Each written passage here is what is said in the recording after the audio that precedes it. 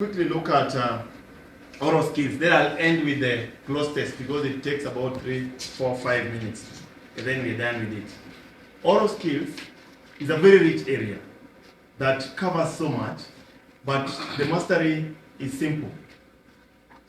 The mastery of oral skills is simple. Some people divide it into 5, some people into 3. Mine will be 3. 3. 1, performance. Performance. From performance, I go to sounds. You know, performance. I'll talk about them, of course. Performance, then I go to sounds. Then I go to mastery of content, and I stroke it with etiquette. Because etiquette is everything. From the moment we started looking at language, when we were writing the first functional, this paper is purely etiquette throughout. So mastery of content, I stroke it with etiquette. And then I just end it. Otherwise, you can have so many subsections that may not end. When I begin with performance, there are, in this paper, 2 things. Whether it's either, like my friend was telling you that in their paper you have an oral poem or an appreciated modern poem.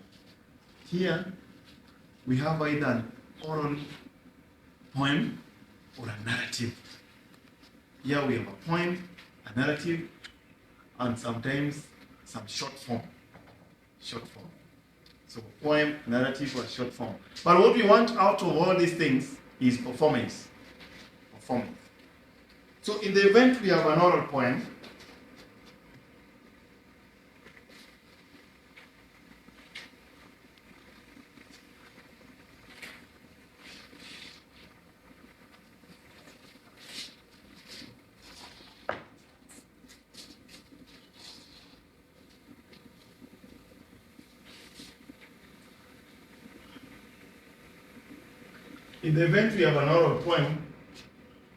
the first thing that everybody should re-emphasize to their learners, the first thing that everybody should, there are these things that must come. And I think I want to ask you politely to write this question. What makes this an oral poem? That's a common question. What makes it an oral poem?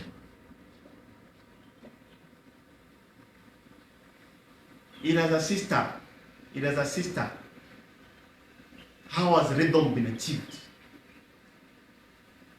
How has rhythm been achieved? And another set in the triplet. What makes the poem memorable?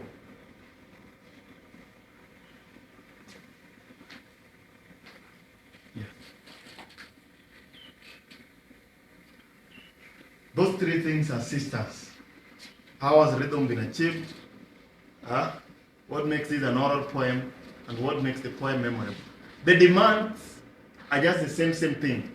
The demands are, first of all, the sound features.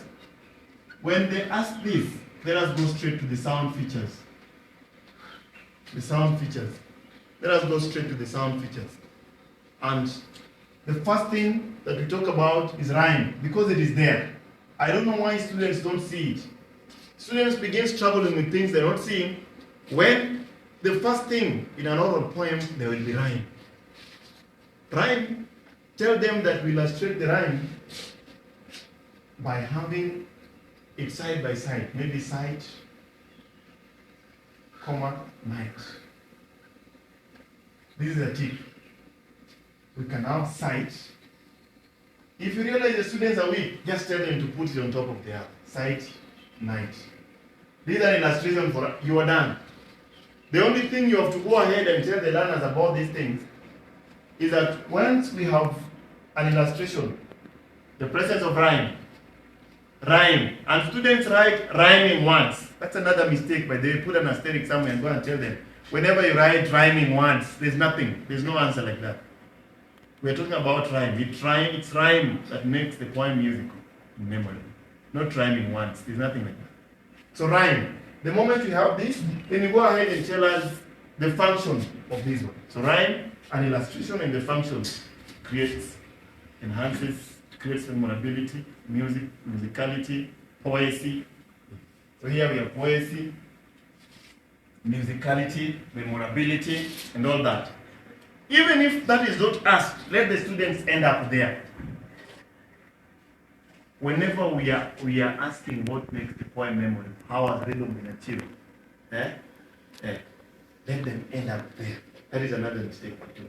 But students who come and illustrate rhyme this way, that sight, hyphen night, for instance, there's nothing here. There's nothing here. This is an hyphenated, probably compound word. And then sight slash night. This is an alternative. Most students write this. So let us discourage them from such. And then we only have these two ways of writing or rhyme. We only have this. That is another thing that kills our learners at school level that we need to completely talk about. Because sometimes we even teach and mark and give them tick without us knowing that they are unacceptable. That is an alternative, that is a compound word. So this is the only way you can use a comma or write one thing on top of the other. Those are the only two acceptable ways of illustrating rhyme. So one of the sound features is rhyme. Another sound feature that you quickly should look at, you'll hardly miss it in an oral poem, is alliteration. Alliteration. You all know how to deal with it. Please go and tell them that is the second thing. Whenever we are asking what makes the poem memorable, musical, how has what been achieved, please, alliteration. Alliteration. And then it will be illustrated, and then the effectiveness will be brought about. Where the effectiveness is all the same. Musical, memorability, poesy, rhythmic. Those are. Ensure they end up there. Sometimes it gets better. Not sometimes. A number of times. Good.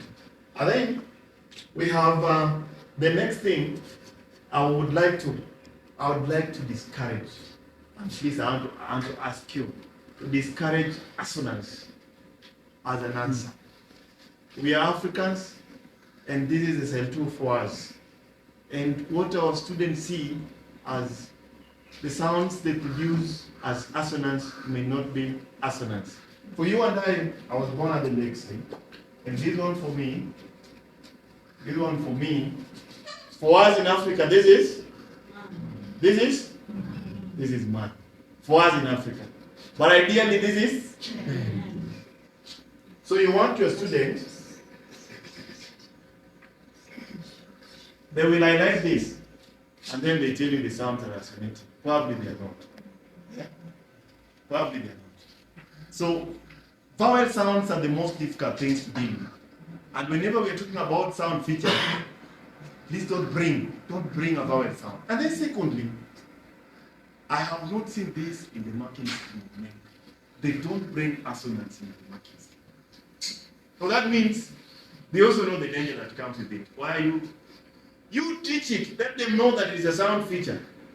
But tell them in the exam, that should be the last thing that should come with the assonance.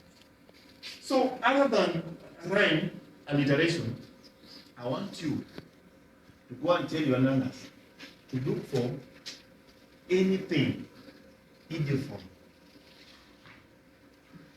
If there is, they must not be there. Anything onomatopoeia.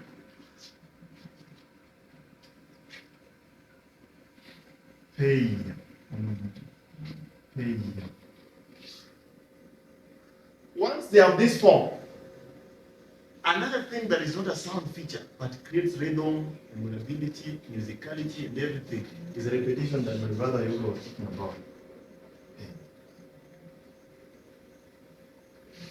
This thing is there. You can never have a song without having a repetition. Annie. I don't know where it's looking for Annie. But that Annie, is what making that song music. Sukari, sugar.